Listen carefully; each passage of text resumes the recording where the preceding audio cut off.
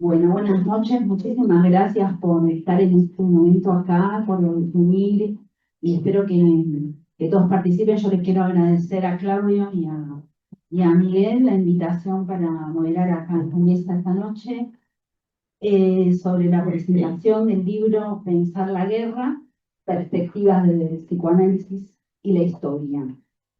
Voy a presentar a los autores. Claudio Ríos, a mi izquierda, se graduó en la Facultad de Filosofía y Letras de la Universidad de Buenos Aires en la carrera de Historia. Con más de 30 años de experiencia en la docencia, es profesor en la Universidad de El Salvador, en cátedras de la Facultad de Ciencias Económicas y Empresariales y de la Facultad de Ciencias Sociales.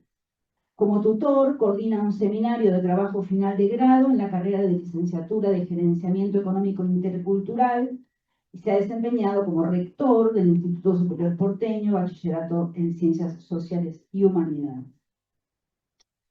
Bueno, Miguel Jorge Lares se dedica a la práctica y transmisión del psicoanálisis y forma parte de la Red Latinoamericana de Estudios sobre la Violencia, convocatoria gestada en la Universidad de Ciencias y Artes de Chiapas, México.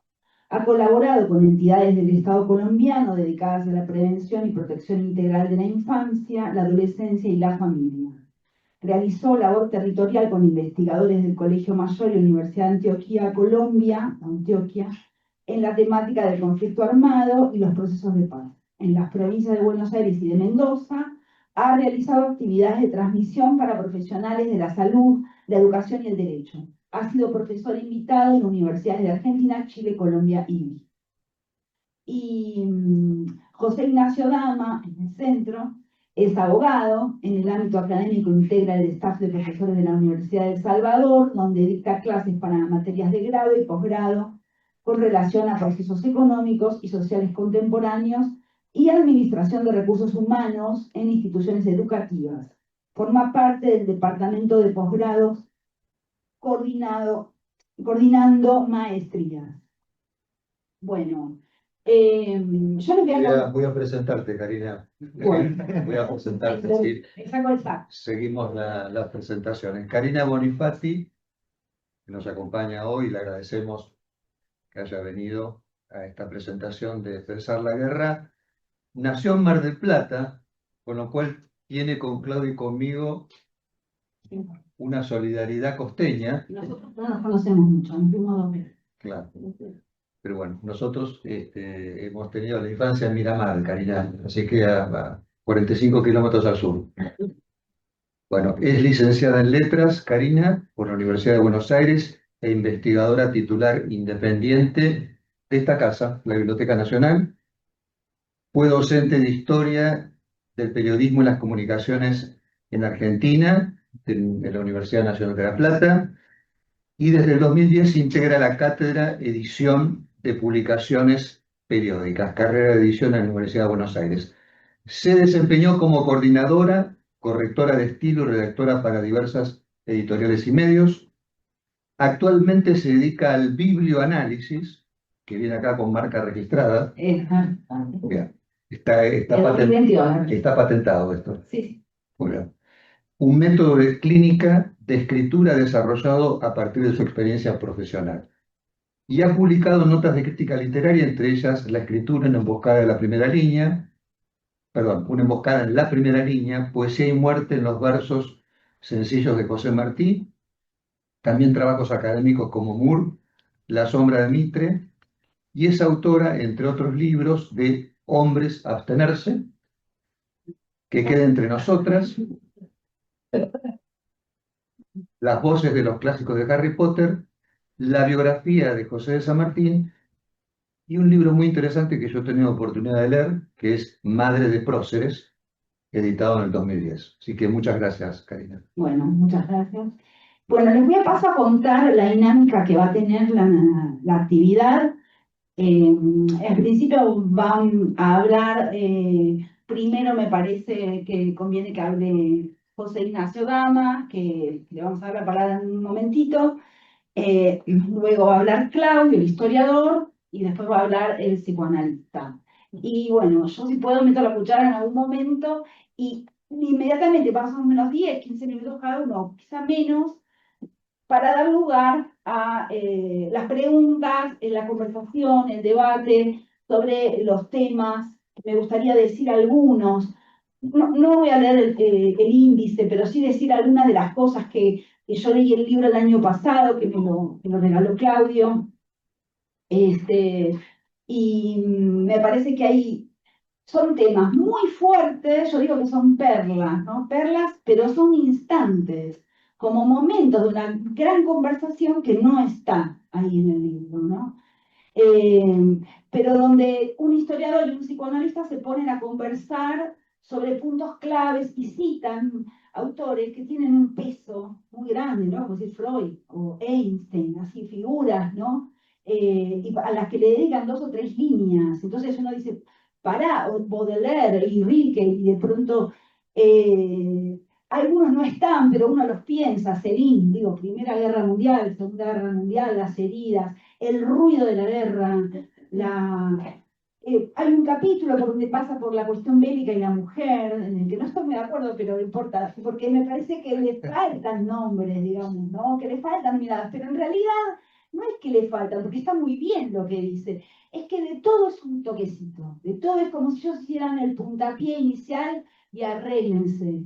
Así que quedan como muchas preguntas, muchas intrigas, y pensaríamos que si una duda que, nos, que sale del libro es si se puede mitigar, si la paz es posible, si la guerra se puede mitigar, si se puede aminorar sus efectos, cuál es si hay responsabilidad o no hay responsabilidad en lo civil, si es una cuestión militar. Bueno, millones de ideas y de conceptos en donde me parece que es fundamental la importancia que ha cobrado en el siglo XXI, y sobre todo en el XX en adelante, la imagen sobre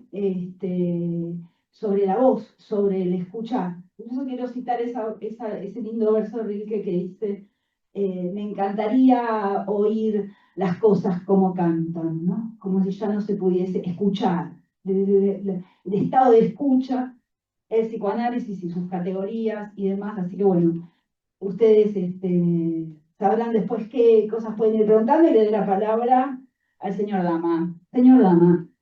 Bueno, muchas gracias, buenas tardes. Agradecer en primer lugar a Claudio y a Miguel por darme la oportunidad, invitarme para sumarme acá al panel, así que muy contento de mi parte y muy agradecido. Al mismo tiempo también pensaba cuando vi que la presentación era acá en la Biblioteca Nacional, qué carga histórica, ¿no? Presentar un libro, qué alegría presentar un libro en la Biblioteca Nacional. Pensaba en el Palacio Unzué, que estaba ubicado acá hace muchísimo tiempo, con vista al río. Después le ganó el espacio, ahora tenemos la Avenida del Libertador. Después el Palacio, bueno, se demolió en su momento en los 50 y en los 90 nació esta Biblioteca Nacional, así que una carga histórica impresionante. Para mí una carga emocional, pues yo venía acá a estudiar en la secundaria, en la biblioteca, también en la universidad. Así que muy lindo. Y bueno, después también pensaba cuando recibí el libro, gracias Claudio, lo primero obviamente que uno ve es la tapa, no sé si tuvieron la oportunidad de verla, pero bueno, la tapa es plena Primera Guerra Mundial, ¿no? Un burro y 2 soldados con máscara de gas.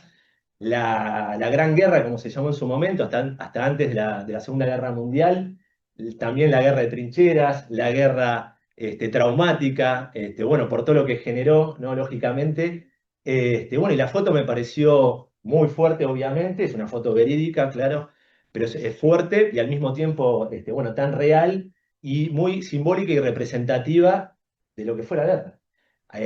Bueno, y los gases digamos, esos venenos químicos que se emitieron en su momento, que causaron muchísimos daños, no tantas bajas, pero sí, o sea, no tantas muertes, pero sí bajas en cuanto a poder seguir peleando, a tal punto que terminó la guerra y después prohibieron alguno de los gases, luego de la Primera Guerra Mundial. Perdón, te interrumpo. Me acuerdo que Sí. leyendo el libro me enteré que la palabra gas fue inventada en el siglo XVII y que viene del griego, que significa caos.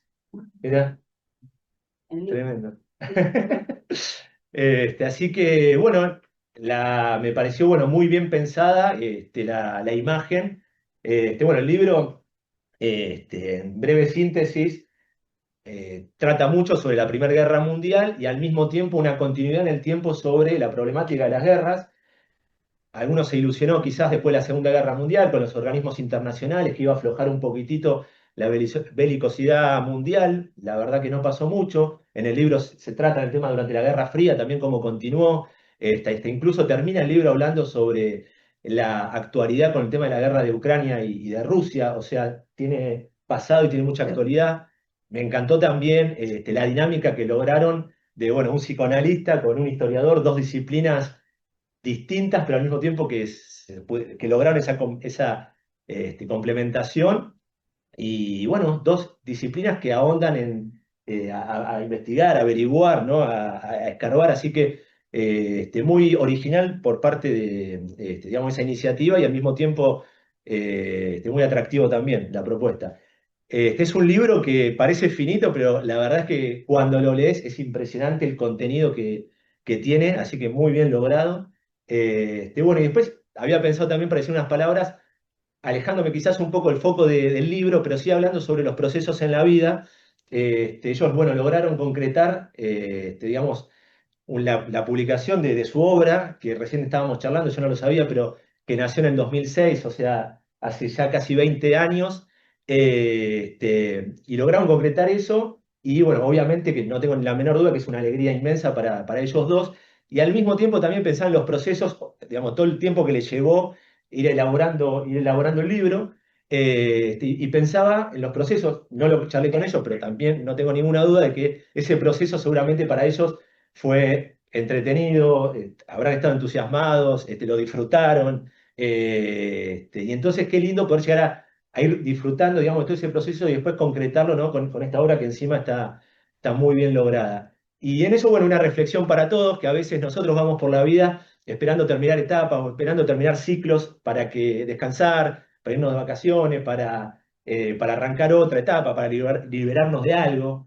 Y bueno, quizás reflexionar de lo lindo que son los resultados, obviamente, y más cuando son satisfactorios, en el caso del libro, como lo lindo también que son disfrutar de los procesos y darnos el tiempo como para poder llegar a eso, a pasarla bien en el momento en que estamos, no sé, en este caso, bueno, elaborando un libro, me imagino yo, en el momento en que se juntaron los dos a cranear, a planificar lo que iban bueno, a desarrollar, me imagino yo enfrente de la computadora cuando estaba en blanco y se ponían a escribir así de la nada, ilusionarse con, nada, con todo el conocimiento que tienen, la investigación, poder llegar a transmitirlo. Así que bueno, ahí en realidad, digamos, me alejé un poquitito de lo que es el libro, pero como para potenciar que no tengo la menor duda que disfrutaron mucho de ese proceso. Y bueno, después hablando un poquitito más del libro, sí, o sea, tiene un montón de temas fuertes. Bueno, para los que no lo conocen, es un ida y vuelta entre los dos, entre preguntas del psicoanálisis con respuestas del historiador y, bueno, y distintas charlas que van teniendo, mucha reflexión, como hablábamos recién de la Primera Guerra Mundial, y dos cositas que me marqué que me parecieron muy buenas. Una reflexión acerca de que en las guerras uno piensa que los que más mueren son los soldados, los militares, sin embargo, bueno, son los civiles, y entonces nos llama a reflexionar un poco sobre por qué es que los civiles son los que más mueren en las guerras. Y después, por otro lado, bueno, otro de los capítulos habla sobre la ausencia del rostro de la mujer cada vez que hablamos de las guerras. También invita a una reflexión que me parecieron dos aportes bastante interesantes. Y después, bueno, algunos detalles así como de color que me parecieron también bien logrados. Uno es cuando hablan sobre la tregua de Navidad, en plena guerra, bueno, en plena guerra, en un momento determinado, los dos bandos que se estaban enfrentando cara a cara, hacen un pacto de amistad esa noche de Navidad y dicen, vamos a jugar un partido de fútbol, olvidémonos de todo, y al día siguiente volvieron a pelear entre sí. Me pareció un buen detalle. Después también, bueno, un ejemplo también, ¿cómo se llama? El de la mujer creo que norteamericana, Ann Coleman, Ann Coleman, que trabajó después de la guerra, había tantas caras desfiguradas, que trabajó con generar máscaras por el problema que estaban teniendo bueno, los soldados que volvían de la guerra con su rostro, con su figura, y la resistencia, obviamente, primero el problema psicológico que habrán tenido, después la resistencia también en la comunidad para reinsertarse, ¿no? Así que me parecieron dos buenos aportes. Y para cerrar, quería dejar una frase que me pareció excelente también, que es que la primera víctima de la guerra es la verdad. Que no sé si lo van a desarrollar ese punto o no, pero me pareció que es un gran punto. Esquilo. Sí, eso es, no, Aristófanes. Ah, Eso está en Aristófanes. Sí. O en Esquilo. no sé, lo pensé que... El Esquilo, el Esquilo. Pero sobre Eso está en sobre el final, Esquilo. después de venir analizando tanta guerra, tanta problemática. Lo dice, sí, sí, se nos... Perdón, bueno, No, así que eso solo, sí. muchísimas gracias por popó con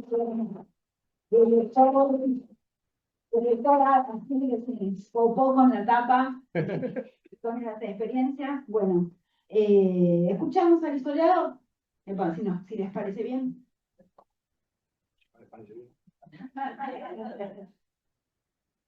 Bueno, se me ocurría cuando hablaba Karina que decía todas esas cosas que quedaron ahí como pendientes o como con gusto a más. Digo, bueno, es un libro sobre pensar la guerra, así que el libro fue un disparador. Claro. Me parecía que tenía que ver, ¿no? Bueno, en primer lugar quiero agradecer la presencia de la licenciada Karina Bonifati, autora de Madre de Próceres, que es un libro que también recomiendo para todos, y del profesor José Dama, colega de la USAL, en la tarea de enseñanza de los procesos históricos. Aquí tenemos a algunos alumnos y justamente esta frase que decías vos de la primera víctima de la guerra es la verdad, surgió a partir de un trabajo de final de grado de una alumna Domínguez que hicimos sobre Malvinas, comparando cómo se trataba en los medios de comunicación la guerra en un país democrático, Reino Unido en ese momento, en el 82, y en un país dictatorial como era la Argentina. Decíamos cómo se mentía bajo ambos sistemas políticos, ¿no? Analizando eso. Así que mucho del trabajo también, de mi parte, en el texto, tiene que ver con esa tarea de la enseñanza, de la que hay algunos aquí presentes y que me ayudan a pensar y a recrear los temas y a reflexionar y a volver sobre las posiciones que uno puede tener, ¿no? Permanentemente. Bueno, yo quiero hacer un comentario muy breve sobre algunas reflexiones presentes en el texto y que creo que aún tienen validez en el contexto marcado por dos conflictos hoy muy presentes, que son el de Rusia-Ucrania y el de Israel y Palestina. Cuando elaboramos este libro quisimos aunar perspectivas desde el psicoanálisis y la historia, y precisamente, en primer lugar, creo que analizar, para abordar un conflicto de esta naturaleza, es importante analizar, decía, las claves históricas. A veces el presente se nos impone desde los medios y ante la imposibilidad de encarar una investigación profunda, porque lo urgente a veces es narrar lo que está pasando, se olvida o se soslaya que cada una de estas guerras que vivimos no surge por un atentado específico que sucedió un año, 2 o 5 años, sino que hunden sus raíces en la historia. Y el detonante que a veces aparece en los medios no expone, no explica cabalmente las razones que generan esa recurrencia a las armas. Y ahí la historia, para los que realmente quieren profundizar en el análisis, puede aportar el conocimiento del origen, de cómo se quebró un determinado equilibrio y cómo se generaron las condiciones para que el conflicto surja, y en muchos casos esto requiere que los mismos protagonistas presentes se hagan preguntas que van más allá de su generación, si es que se quiere comprender y salir de esa espiral de destrucción que parece no tener fin.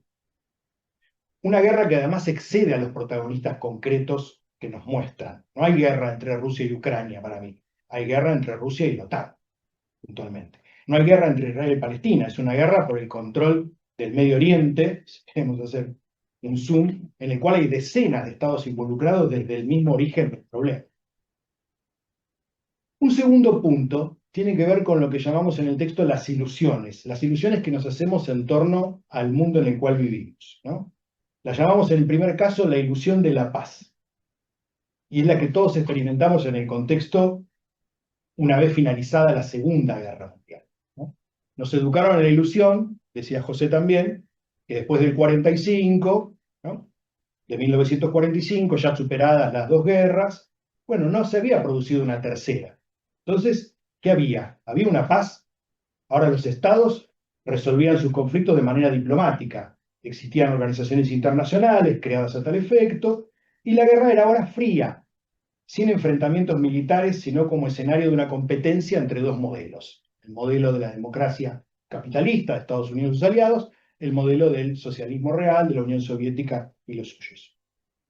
Pero si empezábamos a salir de ese esquema superficial y buscábamos conocer ese mundo complejo que se abrió tras el fin de la Segunda Guerra Mundial, nos encontrábamos con que año tras año se sucedían las guerras.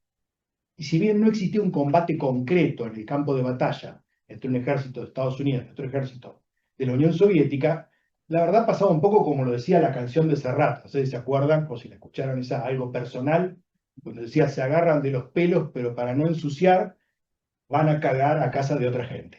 Perdón. Y entonces, ¿qué pasaba? Sucedía Corea, sucedía Vietnam, Afganistán, y la enumeración puede seguir hasta el fin. No hubo paz, solo existieron treguas. Y cuando se creyó o se buscó hacer creer que con la caída de la Unión Soviética ahora sí se daba el fin de la historia, no fue más que otra ilusión. Y decenas de conflictos siguieron sin resolverse, sembrando las semillas de nuevos combates en viejas guerras. La otra ilusión podemos denominarla la ilusión de la democracia, que precisamente se buscó fortalecer asociándola al triunfo del capitalismo del libre mercado, ¿no? Y cuando hablo de esa ilusión, me refiero a que las grandes decisiones y aún muchas de las decisiones pequeñas que nos afectan cotidianamente escapan al control de las instituciones democráticas que administran los gobiernos. Y esas decisiones se toman en círculos pequeños, integrados por personajes y organismos de mucho poder, pero que nadie ha elegido, que muy pocos conocen. Un cuarto punto se relaciona con el costado o con el perfil industrial de la guerra. Y esta cuestión quizás sea la que, de manera más simple y evidente, nos expone la permanencia de la práctica de la guerra. No podemos hacernos ilusiones acerca de la paz si amplios sectores de la economía se vinculan con la creación y distribución de armamentos, porque inevitablemente la producción de armas, para no frenarse, busca ampliar los mercados. Y en estos casos, los mercados de la guerra son todos los escenarios de conflictos religiosos, étnicos, limítrofes, políticos que existen en el mundo. Esto es lo más complejo de desarticular. Y a propósito de este tema, citamos en el texto un diálogo del film Juego de Sombras, donde aparece el enemigo, ¿no? La némesis de Sherlock Holmes, que es el profesor Moriarty, que en el contexto de la Europa de finales del siglo XIX, él es derrotado, puntualmente en la película, ¿no? Pero dice, la guerra industrial, de todos modos, es inevitable. Si todos fabrican armas, no faltará la excusa para que ese estallido se produzca tarde o temprano. Para encender esa chispa, cualquier combustible es bienvenido. El nacionalismo, el fanatismo religioso, las diferencias étnicas. Detrás de esas banderas, el negocio de la guerra sigue moviendo los hilos y se retroalimenta. Y se repite, metamorfoseándose para poder seguir estando presente de una manera más velada, reduciendo las víctimas militares a través de la tecnología, convirtiéndola en un virtual videojuego, en el cual las víctimas quedan reducidas a imágenes, lo que puede llevar a una desconexión con la experiencia real de la guerra, donde la violencia y el sufrimiento humano pueden ser completamente minimizados o romantizados. Y el último punto, y el más polémico, que lo charlamos más con Karina, apunta al rol de la sociedad civil en las guerras. Si bien hemos señalado que las decisiones sobre los conflictos bélicos escapan en muchos casos a una decisión soberana del pueblo, sí es necesario revisar de qué manera, como sociedad, se incentiva a determinados liderazgos, creando las condiciones que les favorecen desatar sus fantasías bélicas, ¿no? Y aquí me permite una reflexión más personal en torno a la guerra que nos tocó vivir, la guerra de Malvinas hace 40 años. No podemos dejar de reconocer que existió una movilización popular en abril del 82 que mostró un clima de fervor, lindante casi con lo deportivo, que aprobaba la guerra y que aplaudía las bravuconadas de la conducción militar. Una conducción militar que formaba parte de una dictadura sangrienta, que tan solo 3 días antes no había dudado en reprimir a su propio pueblo, ¿no? Para hacer más palpable esa paradoja que representó el apoyo que gran parte de los argentinos brindamos ofreciendo un sacrificio enorme del cual, como sociedad, aún no nos hemos recobrado, a mi entender. A mí me quedó esa pregunta latiendo por años, ¿no? ¿qué hubiera sido de un Galtieri enfrentado a una plaza vacía? O sea, sin plaza. Creo que ese apoyo de la multitud le dio el último impulso que necesitaba para legitimar su acción. Y también hemos advertido al momento de redactar el libro las imágenes en 1914 de los ejércitos de Francia y Alemania, acompañados por multitudes que en clima festivo los alentaban a marchar al frente de batalla. Esta visión tiene su carga de negatividad, lo sé, nos hace a todos responsables, pero a la vez nos puede dar un impulso optimista si sabemos verla en otra clave. Porque si todos somos responsables, está en nosotros también parte de la solución. Como lo afirmó Lennon, acá vamos a meter a los Beatles, ¿no? En su campaña contra la guerra de Vietnam, war is over, ¿no? If you want. O sea, la guerra terminó, si querés. Si somos capaces de ser absolutamente intolerantes a la guerra, aun cuando creamos que la razón está de nuestra parte, vamos a quitarle legitimidad a ese impulso y considero que el rechazo de la sociedad a la perpetuación de un conflicto es lo que abre un pequeño camino a las puertas de su solución. Por ejemplo, cuando el gobierno de Estados Unidos no pudo convencer a su propia sociedad de la justicia de la guerra de Vietnam, supo que esa guerra estaba perdida. Pero siguieron no perdiendo, siguieron regados. Algo en las sociedades que son protagonistas de las guerras del presente está habilitando a los gobernantes a extender el conflicto. O educamos para la paz o educamos para el odio, pero no hay posibilidad de permanecer indiferentes. Gracias.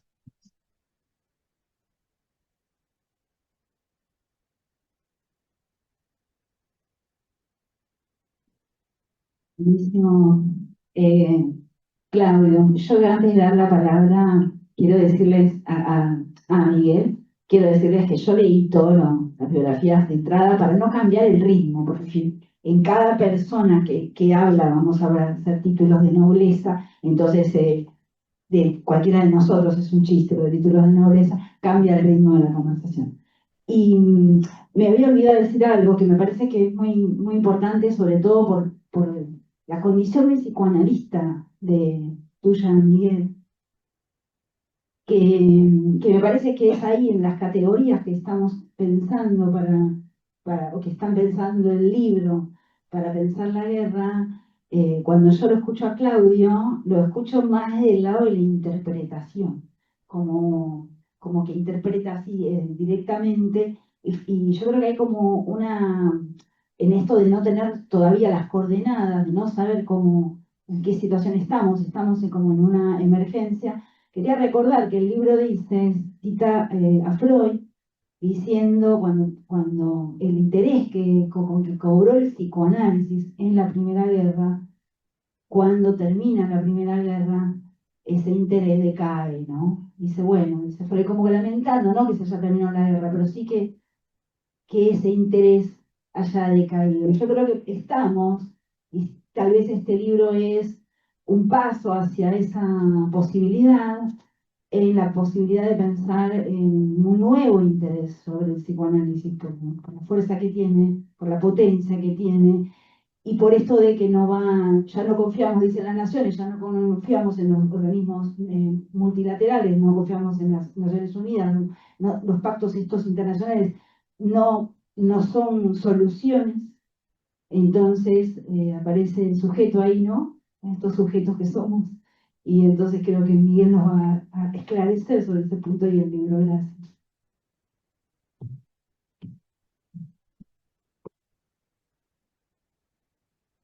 Muchas gracias, Karina. Yo que estaba pensando, Claudio, que la mitología judeocristiana cuenta ya en el origen de los tiempos el primer conflicto fratricida, Caín y Abel, Siendo hermanos. siendo hermanos. Esto para decir que Claudio y yo somos hermanos. Entonces, venimos a desmentir la historia de Caín y Abel, que están en el origen del conflicto bélico, para, bueno, habernos entregado, tal como muy amablemente señaló José, a pacificar desde una dimensión que es la simbólica, ¿no? Que es la escritura bueno, y la interlocución, ¿no? Así que yo agradezco mucho a Claudio y haber podido establecer este diálogo entre nosotros tan interesante. Le agradezco también a Paula de Gainza porque, tal como comentábamos antes de la actividad con José, este proyecto tiene ya casi 20 años. Comenzó en el 2006 por una invitación de Claudio a la Universidad de El Salvador, a una de las cátedras. Hemos invitado Paula y yo para hablar sobre por qué la guerra. Claro, que eso es un capítulo. Claro, haciendo pie. Me olvidé de decirlo, perdón, porque Claro, lo tendría sí, que haber dicho. Está muy bien, claro. Sí, haciendo pie en la correspondencia entre Einstein y Freud. Así que, bueno, luego esto tomó la forma de una conversación. Hubo una segunda invitación en la Universidad de El Salvador. En el libro figura la ponencia de Paula en el 2006 en la Universidad de El Salvador. Hubo otra invitación que esa no la pudimos rescatar, lamentablemente. Y en el 2020, en el marco de una actividad virtual en plena pandemia, fue que comenzamos también a conversar sobre la posibilidad, bueno, de este proyecto, de poner en diálogo el psicoanálisis y la historia. A propósito de las fragmentarias e incesantes guerras dentro de los estados, uno de los casos que hemos citado con Claudio en el libro, ¿no? Incesantes y fragmentarias guerras dentro de los estados. Yo he tenido el privilegio de compartir reflexiones y tareas con investigadores de la Universidad de Antioquia y del Colegio Mayor en Colombia a propósito del conflicto armado colombiano. Y lo que estos compañeros y compañeras de Antioquia han venido investigando sobre cómo aún en ese incesante conflicto armado colombiano hubo también una perseverancia en buscar caminos de paz. De distintas maneras y con distintas consecuencias, porque les puedo asegurar que si uno lee la historia de esos proyectos pacificadores, se encuentra con el asesinato permanente de quienes habían liderado esas propuestas de pacificación. Bien. Y ese intercambio con mis colegas de Colombia comienza en México. México también hoy está desde hace décadas y hoy también se ha intensificado esta fragmentaria e incesante guerra dentro del Estado de la mano de los carteles del narcotráfico. De hecho, en Sinaloa, que es un estado al cual yo he visitado en varias oportunidades, el destino quiso que llegara ahí de manera impensada. Bueno, desde septiembre hasta aquí ha habido algo así como 1.400 asesinatos y 1.500 desapariciones de personas. Bien. Les decía, en el diálogo que yo comienzo a establecer, sobre todo con los compañeros de Colombia, a mí se me hizo evidente una perspectiva de la paz en la cual no había pensado fuera del consultorio. La pensaba en mi práctica clínica, pero no en lo territorial. ¿Por qué? Porque uno seguramente asocia la paz con el reposo, con la tranquilidad, con la inercia. Sin embargo, conversando con compañeros de Colombia, más bien me di cuenta que la paz está vinculada con una fuerza aplicada sin pausa, un continuo movimiento y una intensidad sostenida. O sea, una paz que no se sostiene en paz. Una formulación paradójica de la paz, ¿no? Y que involucra una pérdida, por otra parte, ¿no? Es decir, una paz que no se sostiene en paz y que no se alcanza ni se mantiene sin una pérdida que se pone en juego. Paso ahora de la experiencia territorial, porque yo vengo sosteniendo que como psicoanalistas podemos hacer esta incursión territorial para ir a escuchar y para ir a conversar y generar espacios de conversación en una cooperativa en Colombia, en una preparatoria en México, en un colegio en Mendoza, porque tal como señalaba Karina, es esa voz que canta, que evocaba Rilke, se ha callado, y esto no ocurrió ayer. Estamos en una época en la cual esos lugares donde se puede hablar y escuchar van disminuyendo. Pero les decía que paso ahora de la experiencia territorial al consultorio. Y como hoy estamos ante un auditorio constituido no solo por colegas, lo voy a decir de este modo. Venimos fallados de fábrica. Las personas venimos falladas de fábrica y sobre todo en dos dimensiones. En el saber y en la satisfacción. Nuestro saber está agujereado y por otra parte estamos parasitados por una insatisfacción irreductible. El saber que nos habita es discordante e inadecuado. Y a los efectos de la adaptación de la vida en su propio entorno, el saber de un insecto es infinitamente superior al nuestro, en esa capacidad de adecuación al Umwelt, ¿no? Al medio circundante. Y con respecto a la insatisfacción, sobre todo en la subjetividad moderna, la insatisfacción ha pasado a ser la regla y no la excepción. Y el sujeto moderno está caracterizado por estar hiperconectado con el objeto de consumo, con el rendimiento, con los ideales, con que falta siempre algo, agobiado por los imperativos de la producción. Entonces, esta falla de fábrica hace que las personas seamos una suerte de personajes errantes, que vivimos en un estado de exilio permanente. Nosotros tenemos un amigo, Sergio Orlandini, que trabaja el tema de las migraciones. Lo estuve escuchando últimamente, una disertación que dio en APSA, muy interesante sobre el tema de la migración. Yo escuchándolo pensaba, claro, la migración nos habita. Hayamos venido de Miramar, de Mar del Plata o del extranjero. Me parece que corresponde a nuestra naturaleza, ese estado de exilio permanente en el cual vivimos, ¿no? Estamos exiliados de la naturaleza, de nuestro propio cuerpo y de los otros. De hecho, Freud, en algún pasaje de su obra, dice, las tres fuentes de sufrimiento inevitables e incontrolables son la declinación del propio cuerpo, la naturaleza y los otros. Por eso cuando Sartre dice, el infierno son nosotros, le damos la razón a Sartre. Y los otros somos nosotros también. Entonces, la condición humana es la del migrante. Y porque nuestra identidad se constituye en un país que es el extranjero.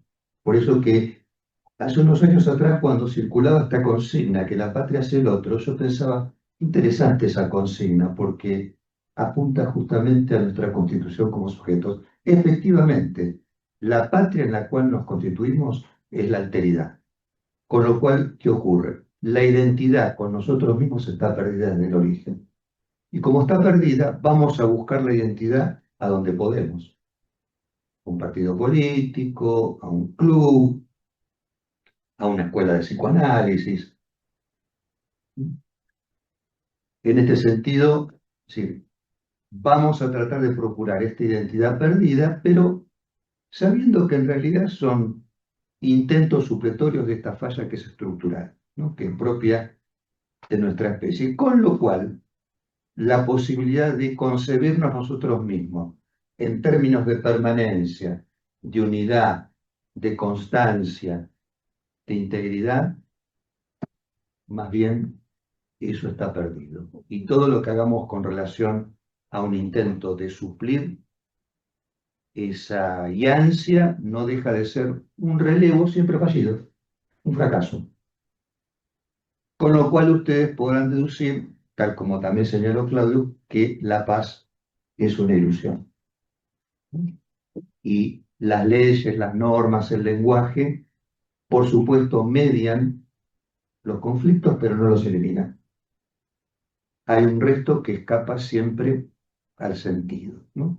Hoy estaba conversando con colegas a la mañana, que algunos están presentes, les agradezco que hayan venido, y decíamos, ¿somos hijos de papá y mamá? Sí, pero más somos hijos del trauma, porque nuestra constitución es traumática. Hay algo paradójico ahí también. Lo mismo que nos constituye, que es el lenguaje, nos traumatiza, nos mortifica. La agresión forma parte de nuestro proceso de constitución también. Es inherente a nuestra condición. Con lo cual ahí debemos pensar que la paz siempre va a ser una construcción frágil, que requiere justamente una fuerza aplicada sin pausa, un continuo movimiento y una intensidad sostenida, apoyada necesariamente en los poderes de la palabra. Y acá un último mensaje, que es que toda autoridad que le ponga una barrera a la violencia se sustenta en la palabra, en el relato.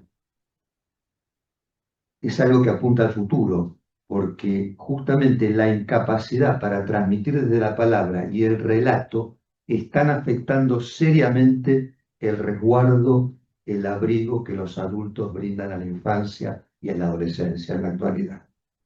El acompañamiento que le ofrecemos a los adolescentes, en la medida que estamos afectados los mayores en la transmisión de un relato, en la construcción de una narración sobre la experiencia, porque la experiencia vale si sobre ella se construye un relato.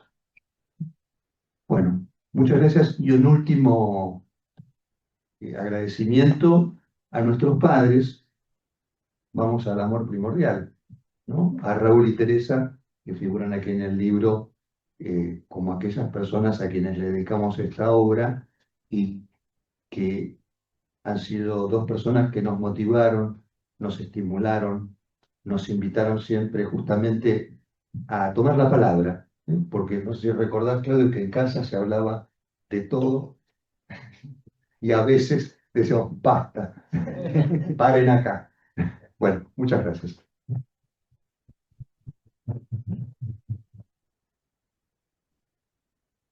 Bueno, buenísimo. Este momento para mí es quizá el que más hay que aprovechar, el más interesante, porque el libro, bueno, lo podemos leer, están ellos acá disponibles, y además de la pregunta-respuesta, que yo solo conozco a una amiga psicoanalista con la que vine y con la que hablé el libro y que leyó el libro conmigo, que es Roxana.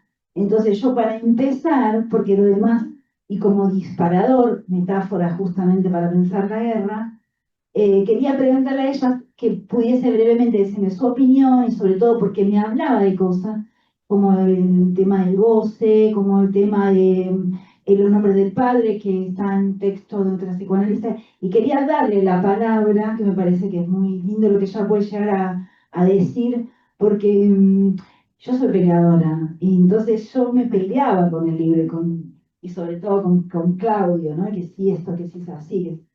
Y Roxana me hizo, le agradezco porque me hizo apreciar cosas que yo no había visto. Y por eso le quiero dar la palabra a ella y luego vienen las preguntas, ¿verdad? Gracias. Bueno, No estaba preparada. Bueno, gracias. Fue tan interesante que estaba concentrada.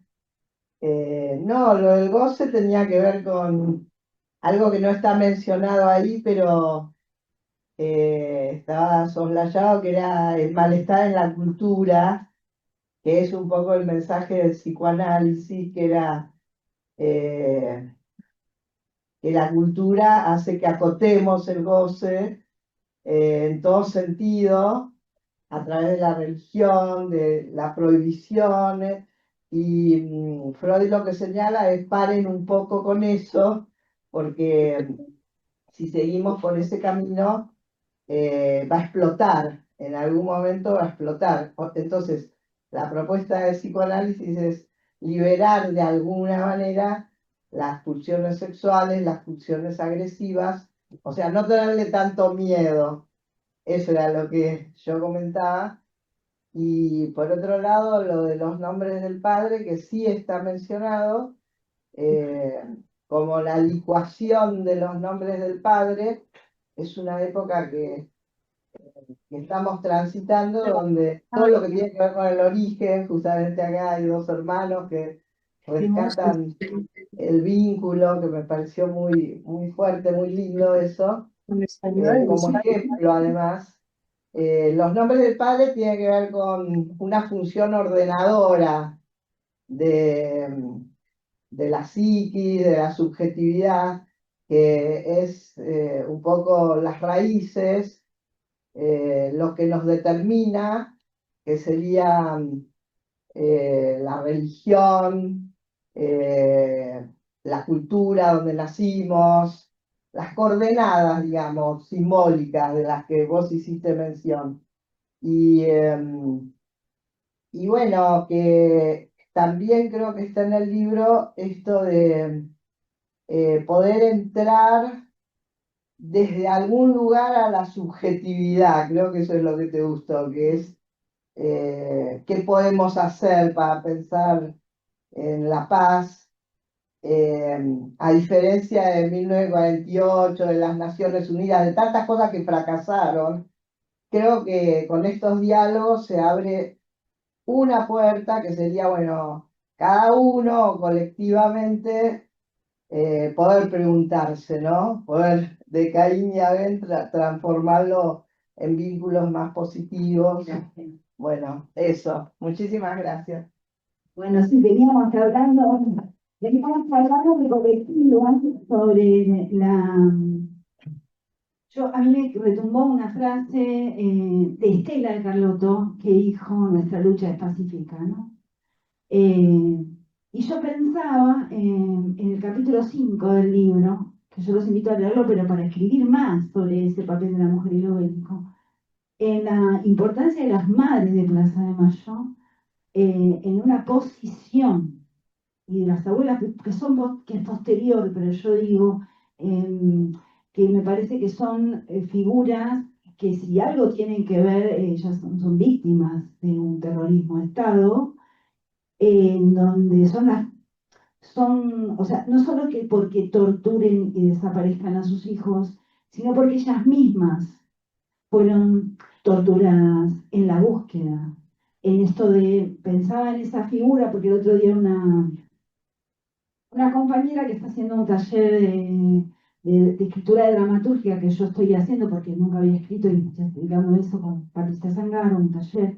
Ella, una de las que escribe en el taller, que hace el taller, está trabajando con los 10 días de ayuno de las madres en la iglesia, y contaba, y cuento esta escena nada más, que día por medio les pedían los documentos, las trataban bien, les decían que iban a buscar a sus hijos durante esos 10 días en una iglesia, y día por medio, vamos a decir pares en pares, las maltrataban, las insultaban, ¿no? Y ese vaivén a mí me pareció, no se lo dije, me quedé pensando, ese vaivén es el propio de la tortura, ¿no? Porque en la cuestión de la tortura se tortura, se cura para que no muera el torturado y se vuelve a torturar, ¿no? Esa locura, ¿no? Eso, ahí hay mujeres que han resistido eso, que han sido parte de eso, que tienen un discurso para eso, que tienen un lenguaje para eso, que han puesto el cuerpo, etcétera, ¿no? Yo digo, creo que el capítulo 5 yo seguiría por ahí. Y bueno, le doy la palabra a ver quién quiere preguntar algo. Les paso el micrófono. ¿Quién tiene interés? Nadie. una pregunta. Bueno, insistamos en... Muy bien, Sí, muy aquí bien. está Karin, que Karin participó también en el libro porque cuando hicimos la actividad virtual, Karin preguntó y intervino.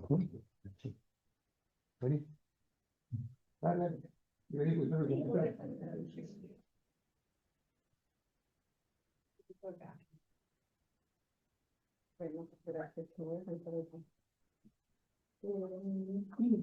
Bueno, gracias. Una temática que lamentablemente sigue siendo actual. La presentación virtual fue también muy interesante. En ese momento hablamos de transmisión transgeneracional, pero ahora lo que yo quería comentar respecto a lo que decías vos de no confiamos en las instituciones, y vos decías venimos a pacificar con la interlocución, con la palabra, con lo escrito, y me parece que una de las dificultades que hay justamente es la comunicación y la escucha, porque para que haya interlocución hace falta escucha. Y digo en lo microsocial también, porque hay una imposibilidad, hay una polarización y hay una imposibilidad de escucharse. Me parece que eso forma parte también de la paz desde lo más pequeño, de lo micro a lo macro. Eso. Y creo que también tiene que ver con lo tecnológico que decías, porque hay un input de información, porque todo lo que viene por TikTok, que es constante, no hay un diálogo, no hay interlocución.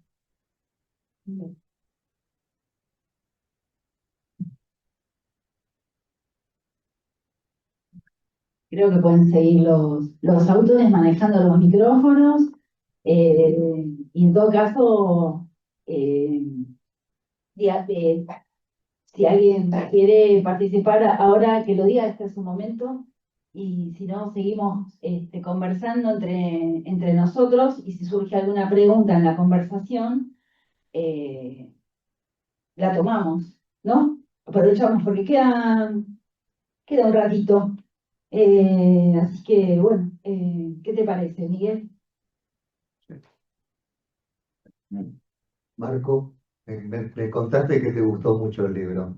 ¿Querés comentar algo de tu impresión sobre la lectura? Sí, a ver. Bueno, está bien. Digamos, digamos, ya.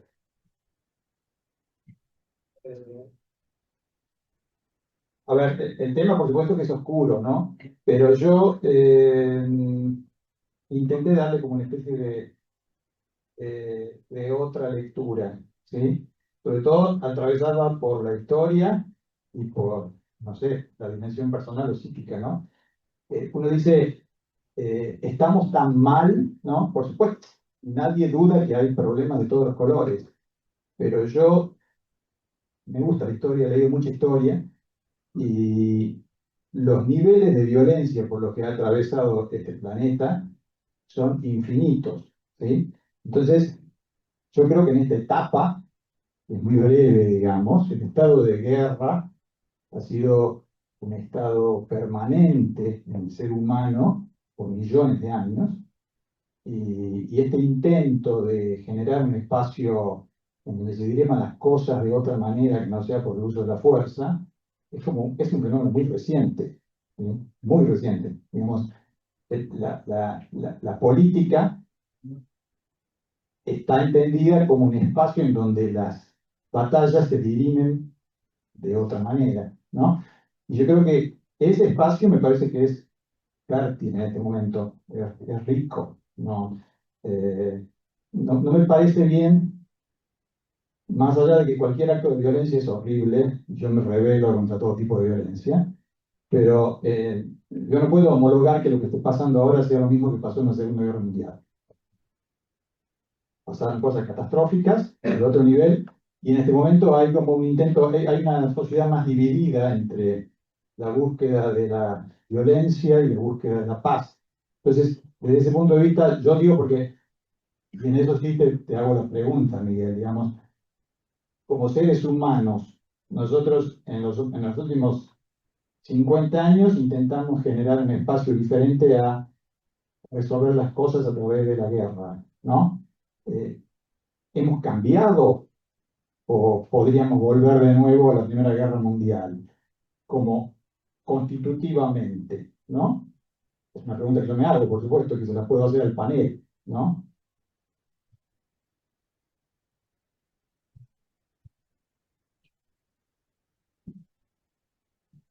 Pregunta para Claudio. Digo, si hemos cambiado.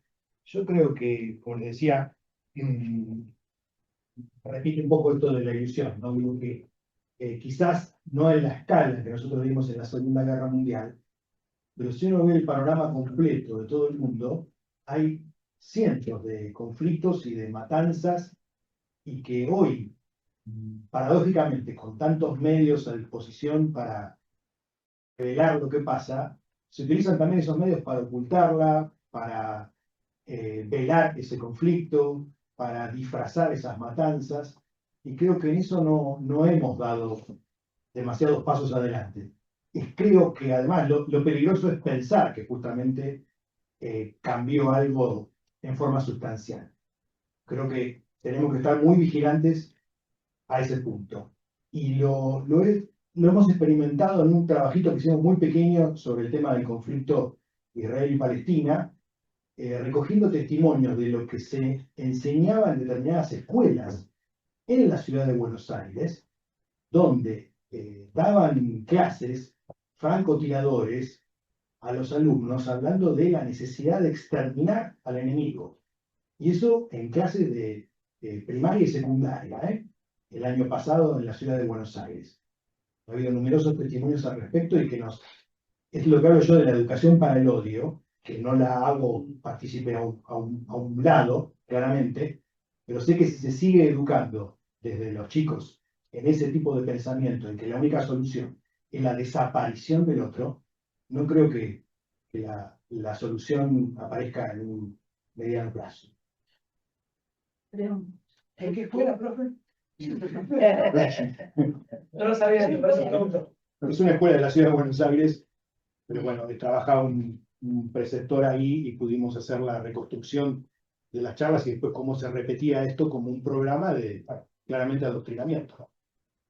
Eso hay que ver qué resultado tiene eso y todo, pero me preocupó mucho la intención y el lenguaje que se utilizó. Pero no me parece que sea algo general, que en el No, diseño tomando el curricular de la ciudad de Buenos Aires está la educación para la paz.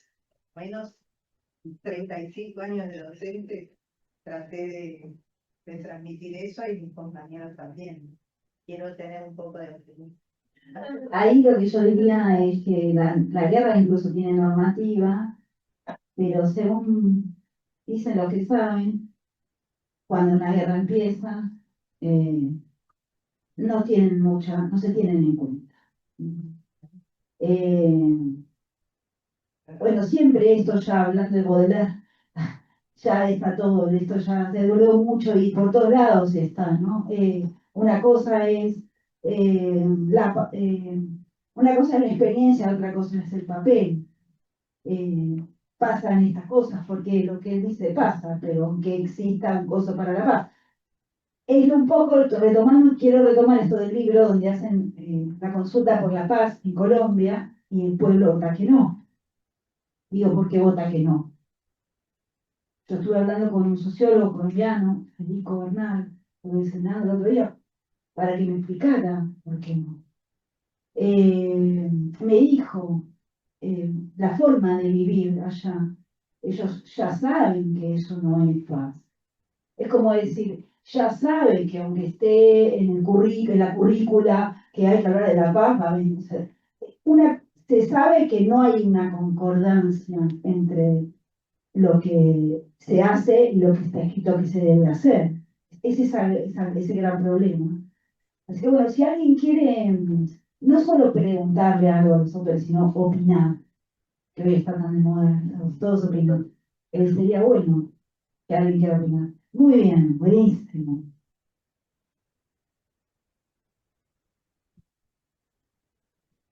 Bueno, yo soy de la ingeniería civil, así que también del tema que voy a hablar, como comentar, sobre el tema de la paz y por qué siento que estamos muy lejos. Hace más de 20 años hay un discurso de odio también sobre Oriente y sobre el pueblo árabe, Entonces creo que es muy difícil desde ahí, inclusive en la educación, o sea, nosotros no vemos nada sobre casi Asia, Oriente en las escuelas, o sea, yo desde la primaria, secundaria, como lo de historia se toca muy por arriba, es más que nada Europa, es más que nada Estados Unidos. Entonces hay un desconocimiento muy grande, mismo en las religiones, sobre el tema ahora, por ejemplo, refugiados en Europa, el musulmán es el enemigo, como que eso es lo que uno ve en las redes, en Twitter, en las noticias. Entonces, como en cierto punto capaz evolucionamos, pero en cierto punto estamos muy atrasados con los prejuicios que tenemos sobre otras culturas que no conocemos, que son muy ajenas a nosotros. Entonces creo que hay que trabajar todavía un montón en esos puntos. Sí, es verdad, no se enseña, ¿no? No se enseña Oriente, no se enseña tampoco Latinoamérica, ¿no? Por ejemplo, yo doy clase de edición de diarios y revistas, y en el material que está, que no es de que yo elijo, pues yo soy ayudante de primera, tengo una comisión, lo que no aparece, aparece en la historia, en la prensa, en Europa, en Estados Unidos, en Europa. En el resto del mundo. Bueno, muy bien, adelante. Después de escucharlos y de ver las intervenciones de los demás, pensaba que hay una ilusión respecto de la evolución, de que se puede evolucionar al respecto. Y les quería preguntar desde el punto de vista de la historia del psicoanálisis, a ver qué evolución sería posible, ¿no? Porque hay algo que sostiene la guerra, hay algo que sostiene la agresión, y hay ideales como la evolución, o progreso, o la paz, que finalmente es la paz de los cementerios, porque no es poder pensar que hay algo que es un trabajo constante y luchoso, ¿no? Para estar en paz. Preguntando. Brevemente, lo que yo decía es como que la noción de progreso, bueno, se estrelló justamente cuando empieza la Primera Guerra. El autor decía, bueno, la civilización es una causa para ello. Un punto de vista, ¿no? Que hay un gran fracaso en eso. Pero pienso que también que la historia está compuesta por esos momentos de flujos y reflujos. Y citamos en el texto algunos ejemplos exitosos de, por ejemplo, el caso de Japón, que renunció a la guerra en la Constitución, que fomentó la educación, pero tras el estallido de dos bombas nucleares, ¿no? Tras una intervención extranjera también. Entonces, a veces uno se pregunta, bueno, ¿hay que pagar esos precios para hacer ese tipo de aprendizajes? No lo sé, no tengo la respuesta para eso, pero tratamos de poder decir, bueno, ciertos conflictos se resolvieron, no están en el mismo punto de partida las minorías afrodescendientes en los Estados Unidos que hace 100 años, pero tampoco están en el punto que quisieran que estén. Entonces decíamos, bueno, lo explicábamos en la facultad, decíamos, terminó la esclavitud y empezó la segregación.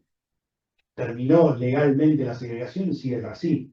Entonces es como que, bueno, alentamos a eso, a estar atentos, vigilantes, y a que esa, no sé si decirlo con esas palabras, pero esa lucha o ese trabajo sea permanente. No hay ningún punto de llegada, yo creo. Yo creo que es abrir mucho los ojos, ver todo lo que falta y trabajar desde la educación, por mi lado, digo, en eso, ¿no? Y en el caso propiamente argentino, sí creo que hay señales de alarma por esto que hablamos del discurso de odio. El discurso de odio no trae nada. Y en este momento estamos inmersos en eso. Entonces creo que de ahí hay que salir, ¿no? Nosotros vemos la guerra como algo obviamente lejano, son de Israel, pero hay dos cuestiones que me preocupan y por ahí me voy a tocar un tema más espinoso, pero una es el discurso del odio y el otro es la sobreactuación que a veces tenemos del rol de la Argentina en el escenario internacional, ¿no? De pensar que, bueno, que en ciertos momentos, en esos flujos y reflujos que se repiten, digo, volvemos a algunas cosas de sobreactuación de la Argentina en el escenario internacional y es como posicionarnos en determinados conflictos de manera por lo menos equívoca, ¿no? Respetando obviamente los consensos y respetando también los liderazgos que han sido en nuestro caso elegidos democráticamente, pero con discursos bueno, que creo que no colaboran.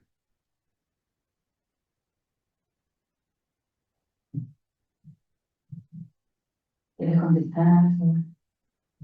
Yo sí voy a responder algunas de las cosas interesantes que dijeron, pero lo que estaba pensando es que Freud transmite una paradoja respecto a la posibilidad de acotar la violencia a través de la sublimación, pero retomo algo que dijo acá la colega, porque la paradoja que nos entrega Freud es que si nuestra condición humana se entregara absolutamente a esa propuesta sublimatoria, afectaría el deseo sexual, ¿no? Y el deseo sexual pondría en riesgo la afiliación. Bueno, pero de todos modos, Con lo cual nuestra especie... no absolutamente, porque vos decís, si fuera absolutamente, pero no absolutamente, un poco. Un poquito. No, pero quiero... Entonces, no, pero eso que estás diciendo que tiene que ver con eso, me parece que, si bien no, obviamente no tenemos la solución a la guerra, pero sí, es verdad que hay que ser consciente de que toda oposición, nosotros contra ellos, toda esa disposición de enfrentamiento propio de los gobiernos de derecha, ultraderecha, fascismo, todo tipo de gente, es donde ellos ganan. Siempre. Si se dividen dos, ganan ellos. Si eso, ellos contra nosotros, ganan ellos. Por eso lo dividen. Porque tienen el poder de convencer, porque tienen el dinero, para los medios de producción de noticias, lo que fuera, la mayoría va a convencer sobre. Entonces, ahí es una manía, ¿no? De generar estas disputas. Y si uno se sustrae, digamos, más que opinar, y si uno no tuviese más bien derecho a callar, o hablar cuando quiere o cuando nadie lo escucha, digamos, por otro lado, ¿no? Hay una frase que no me la puedo acordar, que tiene que ver con el mundo del espectáculo. Si no quieres, si no quieres ver el espectáculo del fin del mundo, deja de vivir como el mundo del espectáculo, o algo por el estilo. Era una frase que estaba en las calles en los años 60, por ahí, ¿no? Eh, me, me preguntaba si no pasara por ahí. Dale, la palabra. No, yo digo para salir un poquito de la teoría de los dos bandos. ¿No? Laura Quintana.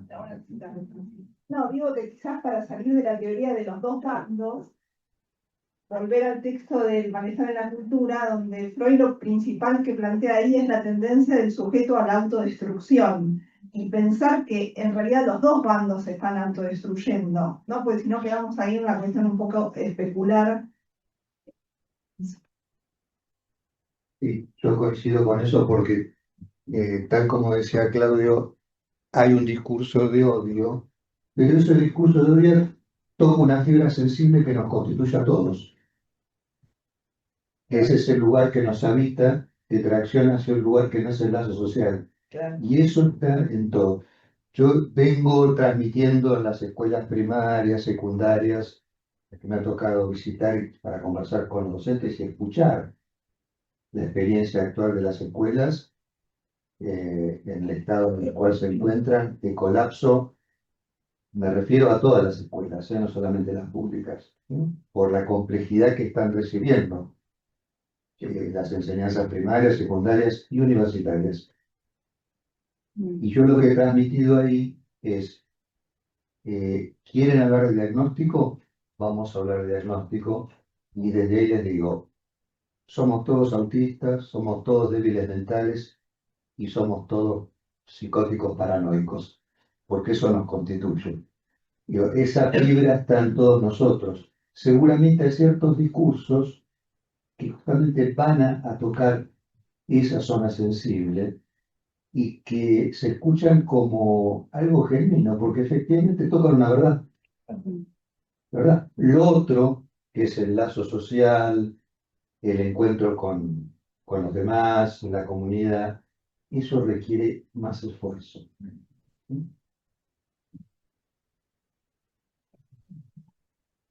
Y yo pensaba que también en la época la época de la militancia, o sea, siempre se decía, no, no, lo individual, no, sino que todo lo colectivo, ¿no? Y como si uno se ocupara de lo individual, y me acusaban de PQU, por pequeño burgués, ¿no? Esos prejuicios que por ahí, si cada uno, ¿no? En eso de cada uno en la sociedad, la importancia de la conciencia en cada uno, en los tiempos, en lo que hace, en lo que deja de hacer, me parece que es algo que si bien no es lo único, es algo de hacerse responsable uno, ¿no? De ser uno el que da la propia respuesta. ¿Alguien quiere preguntar algo más? ¿O contar algo? ¿O interpelar alguna cuestión? Bueno, la biblioteca es estricta con el tema de eso. Nos queda 10 minutos para saludar, Perfecto, encontrarnos y darnos un abrazo. Así que, ¿te parece? Deseo Lo formal podemos concluir aquí esta mesa, si te parece bien. ¿Sí?